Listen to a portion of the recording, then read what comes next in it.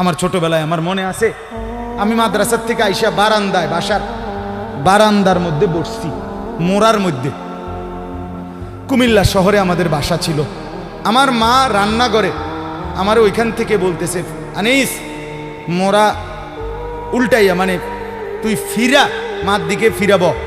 আমি মার দিকে আরেক দিকে তাকাইছিলাম, তা আমি ফিরা বসছি। তাই বললাম, মা কি হয়েছে? ওই ঘরের জানালা দিয়া ওই বাড়ির পাশের বাসার কাজের মেয়ে তোর দিকে চাইয়া রইছে। মা এটা দেখছি, এই জন্য তোরে বলছি ঘুরা মার দিকে ফিরা বসতে। মার নজর, মা নজর রাখছে। আমি জীবনে একবার, শুধু আমার পুরা জীবনে একটা সাদা টুপি কিনছিলাম একবার, যে টুপিটার মাঝখান দিয়া ছোট্ট ছোট্ট লাল লাল এই ছোট্ট ছোট্ট কটা ফুল ছিল লাল কালারের। এই একটা টুপি শখ করে এমনি ভাল লাগছিল, কিনছিলাম ওই মাহফিলে যে দোকান বসে এডির থেকে। তখন আমি মাত্র নতুন চাকরি নিছি, পড়ালেখা শেষ করে বেতন হইছে অল্প টাকা। বাড়িতে গেছি, আমার আব্বা এটা দেখছে। দেখে বিকালবেলা আমার মারে কইতেছে, হেতে যে চাকরি হয়েছে পয়সা হয়েছে বুঝছনি? মারে বলছে। মায়ে কয় না, কি তো হয়েছে? টুপি দেখছো না, টুপি দেখো না, রঙ্গিলা টুপি পিনছে, বুঝাই তো যায় ভূতের বেতন হয়েছে, চাকরি হয়েছে। রাত্রে আসার পরে মা, আমি বাহিরের থেকে আসছি, আরে মা আমারে বলছে, ফুত তোর আব্বা মনে হয় টুপিটা পছন্দ করে নাই, সারা জীবন তোরে সাদা টুপি পরাইছে, তুই কিনলে গায়ে লাল ফুলওয়ালা টুপিটা কিনলি। এই যে খুলে রাখছি, আর কোনোদিন পড়ি নাই। বাবার নজর, মার নজর। আমার ভাই, বাপ মার সেই আদর সোহাগ। আমি জীবনে একবার আমার আব্বারে বলছিলাম, আব্বা আমি একটা মাদ্রাসার ব্যাপারে, যে আমি এই মাদ্রাসায় পড়তাম না, আমরা অন্য মাদ্রাসায় ভর্তি করার। আমার আব্বা বলছিল, ফুত পরের বেলা ভাত আমার ঘরে খাইও না, এক লোকমা ভাত মুখে দিবা না, বাইর তুমি কই ফরবা তুমি বুঝো, ফরলে ফরো, না ফরলে ফিচা দিয়ে ফেরো, কিন্তু আমার ঘরের ভাত খাইও না। আমি যে এনে বলছি এনেই পড়তে হইব না। তো কানতে কানতে, চোখ মুছতে মুছতে সকালবেলা ভোরে চলে গেছি ওই মাদ্রাসায়। বুঝছি বাপ আমার এতটা শক্ত যে আসলেই আমারে বাদ দিবে না। বাবার সেই কঠোর শাসন আজ আল্লাহর কসম মনে হয় আল্লাহর কথা আপনাদের সামনে বলবার তৌফিক দিছে। আজ মা বাপ গাফেল হয়ে গেছে, গাফেল গাফেল। আপন ছেলে, মা বাপ বাইচা থাকতে আপন ঘরে ছেলেটা একদিনও ফজরের নামাজ পড়ে না, মা বাবার কলিজায় কোনো ব্যথা নাই। কেমনে মাইনা নেয় এটা? কিভাবে সম্ভব? আপন স্ত্রী, স্বামী তুমি বেঁচে আছো, তোমার স্ত্রী পুরা গ্রাম হাঁটে, পুরা মার্কেট হাঁটে, তোমার বেড়ি রে সবাই চিনে, সবাই চিনে বেড়ি রে। তুমি বেড়া বাচ্চা রয়েছো কেন? তুই ফাঁসি দেস না কেন? তুই মরস না কেন বেটা? কেন তুমি মরো না? আত্মমর্যাদা যদি মুসলমানের না থাকে, আত্মসম্মান না থাকে, আমার জীবনে আর রইলটা কি? আমার জীবনের আর আছেটা কি?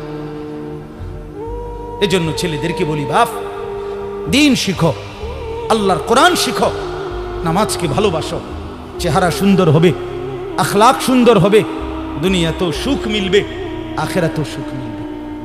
এই বন্ধুর কথা ফেলে দিও না। আমি সব সময় বলি যে তোমার ছবি দেখায়, নাচ দেখায়, উলঙ্গ দৃশ্য দেখায়, জিনা ব্যভিচারের রাস্তায় নিয়ে যায়, মদের বোতল তুলে দেয়, ফেন্সিডিলের বোতল তুলে দেয়, ইয়াবার ট্যাবলেট তুলে দেয়, আল্লাহর কসম এটা বন্ধু না, বন্ধু না, এটা শয়তান, ইবলিস, শয়তান, এটা শয়তান, এই হারামি শয়তান। যেই মেয়ে তোমারে বিবাহ বহির্ভূত, যেই মেয়ের সাথে প্রেম করো, এই মেয়ে মেয়ে না, এটা সরাসরি ইবলিস, এটা শয়তান, এটা শয়তান, এটা তোমারে ভালো করবে না। কোরআনে আছে কিয়ামতের দিন অসৎ বন্ধুর কারণে বহু নাফরমান জাহান্নামী পাপী নিজের আঙ্গুল এইভাবে দাঁত দিয়া কামড়াবে, কামড়াইয়া ছিঁড়ে ফেলবে। ইয়াউমা ইয়াআদ্দু যালিমু আলা ইয়াদাইহি, এই আয়াত। দাঁত কামড়াইয়া, আরে আঙ্গুল দাঁত দিয়া কামড়াইয়া ছিঁড়ে ফেলবে আর আফসোস করে বলবে, ইয়া লাইতানি লাম আত্তাখিজ ফুলানান খলিলা, হায় আমার মন্দ কপাল, যদি সেই অসভ্যকে বন্ধু না বানাইতাম।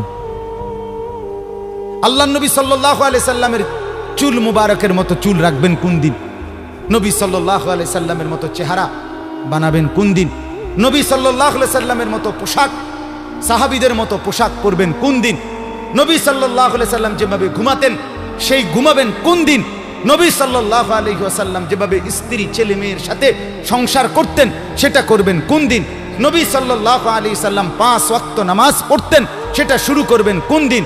নবী সাল্লাল্লাহু আলাইহি সাল্লামের স্ত্রী মেয়েরা শতভাগ পর্দা করতেন, সেটা আপনি শুরু করবেন কোন দিন?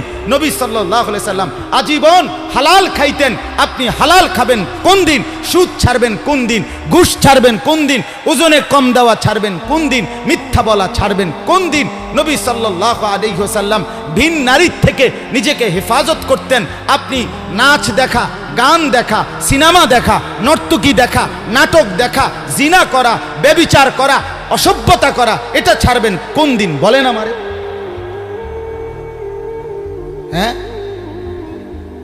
নবীর ভালোবাসা এটা মামুর বাড়ি, হ্যাঁ, এটা আপনার নানার বাড়ি আর মামুর বাড়ি। আপনি ডুল্লা ডুল্লা কইবেন আর নবীর ইশক মোহব্বতে আপনি বাইসা যাইবেন। চেহারায়, সুরতে, আমলে, আখলাকে জিন্দিগির কোথাও রাসূলুল্লাহ সাহাবীদের তরিকা থাকবে না। আপনি নবী প্রেমিক হবেন, এত বড় মিথ্যা নিজের জন্য ফয়সালা করেন না, নিজের ব্যাপারে এত বড় ভুল করেন না বাপ, নিজের এত বড় ক্ষতি করেন না। অনুরোধ আমার ছেলেদেরকেও বলি, বাপ, এই যৌবন, এই বয়স আল্লাহ তাআলা ইবাদতের জন্য দিয়েছেন। কোরআনুল কারীমে আল্লাহ তাআলা বলেন, সুম্মা নুখরিজুকুম তিফলান, আমি মানুষের সন্তানকে প্রথম মায়ের পেট থেকে বাচ্চা আকারে বের করি। সুম্মা লিতাবলুগু আশুদ্দাকুম, অতঃপর তার দেহে আমি আল্লাহ শক্তি দিতে থাকি, দিতে দিতে যৌবনে শক্তি পরিপূর্ণ করে দেই।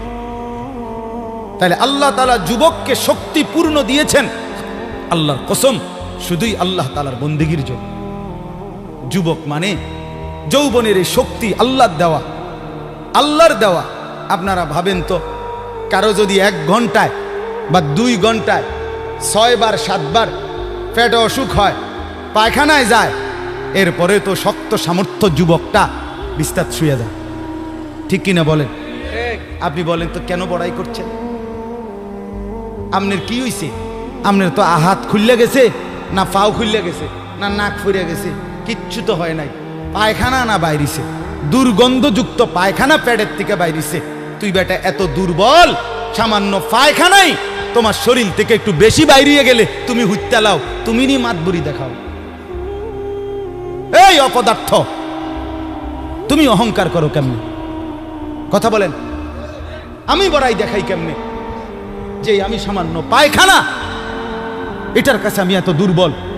আমার কি বড়াই করা সাজে? তাহলে আমাদের প্রতি সেকেন্ডের সুস্থতা, আমাদের শক্তি সবল, এটা তো আল্লাহর দান। কার দেওয়া বলেন না? আল্লাহর দান।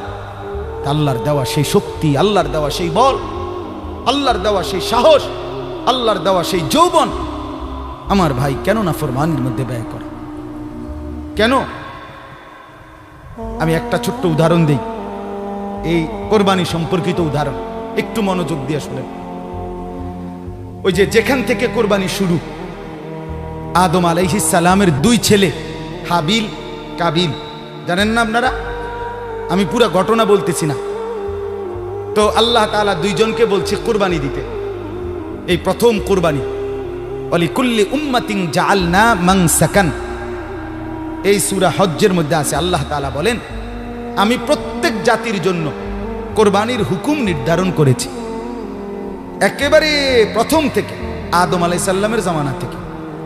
তো আল্লাহ তাআলা বলেন, ওয়াতলু আলাইহিম নাবা আবনাই আদম বিল হক, হে নবী, আদমের 2 সন্তানের কোরবানির ঘটনাটা আপনি সঠিকভাবে আমার বান্দাদেরকে শুনান। কোরআনে আছে। তো এই আদমের দুই ছেলে হাবিল কাবিল ইজ কাররাবা কুরবানান, আল্লাহ বলেন তারা দুই ভাই যখন কোরবানি দিলেন, ফাতুকুব্বিলা মিন আহাদিহিমা, একজনের কোরবানি কবুল হলো, আলাম ইউতাকাব্বাল মিনাল আখার, আরেকজনের কোরবানি কবুল হলো না। ক্বালা লা আকতুলান্নাক, এই কথাটা খেয়াল করেন, কথাটা শুনেন। যে ভাইয়ের কোরবানি কবুল হয় নাই তার নাম হলো কাবিল, আর যার কোরবানি কবুল হয়েছে তার নাম কি? হাবিল। তো এই কাবিল যার কোরবানি কবুল হয় নাই, সে তার ভাই হাবিলকে বলল লা আকতুলান্নাকা, আমি তোকে মেরেই ফেলব। নাউযুবিল্লাহ। এই কথাটা একটু খেয়াল করেন। কাবিল বলল আমি তোকে মেরেই ফেলব, হাবিলকে বলছে আমি তোকে মাইরালাম। মানে কি? মানে হইল আমি যেই নারীর প্রতি আসক্ত, নারীর লোভ, আমি তোকে মেরে ফেলবো প্রয়োজনে, এরপরও আমি যাকে চাচ্ছি আমি তাকেই বিয়ে করব। মূল কথা হইল এটা, নারীর লোভ কাবিলকে এ কথা বলায় ফেলছে, আমি তোকে মেরে ফেলবো, বিয়ে আমি করবই, আমি এই নারীকেই বিয়ে করব। অথচ এই নারীকে বিয়ে না করতে নিষেধ করছে এক নম্বরে সরাসরি আল্লাহ, কারণ এটা আল্লাহর হুকুম। বিয়ের যেই পদ্ধতিটা আল্লাহ বলছে, কাবিল তার উল্টাটা করছে, চাচ্ছে, তাহলে এটা প্রথম কার হুকুম? দুই নাম্বার, আদম আলাইহিস সালাম উনি একজন নবী কিনা, তাহলে এটা নবীরও হুকুম। তিন নাম্বার, আদম আলাইহিস সালাম এই কাবিলের বাপ কিনা, এটা বাবারও হুকুম। চার নাম্বার, কোরবানি করো দোনোজনে, যারটা কবুল হবে তার সে বিয়ে করবে, এটা হলো আল্লাহর বিধান, মানে শরীয়ত। এটা কি? শরীয়ত। এই কাবিল এই নাফরমান নারীর লোভে সে বলল আমি আল্লাহর হুকুমও মানি না, আমি নবীর হুকুমও মানি না, আমি বাপের কথাও মানি না, আমি শরীয়তও মানি না, আমি এরই বিয়ে করি। খেয়াল করছেন? নারীর আসক্তি, নারীর লোভ, হারাম প্রেম, হারাম ভালোবাসা তারে কত জঘন্য পরিণতিতে নিয়ে গেছে। সে বলতেছে আমি আল্লাহর হুকুমও মানি না, আমি নবীর হুকুমও মানি না, আমি বাপের হুকুমও মানি না, আমি শরীয়তও মানি না, আমি এরই চাই। এই আজকের যুবক, আজকের নওজোয়ান ছেলে মেয়েদের হালাত এটা। আমি আল্লাহকে মানি না, আমি রসুল মানি না, আমি মা বাবার সম্মান ইজ্জত, বংশের মর্যাদা, গ্রামের ইজ্জত কিচ্ছু মানি না।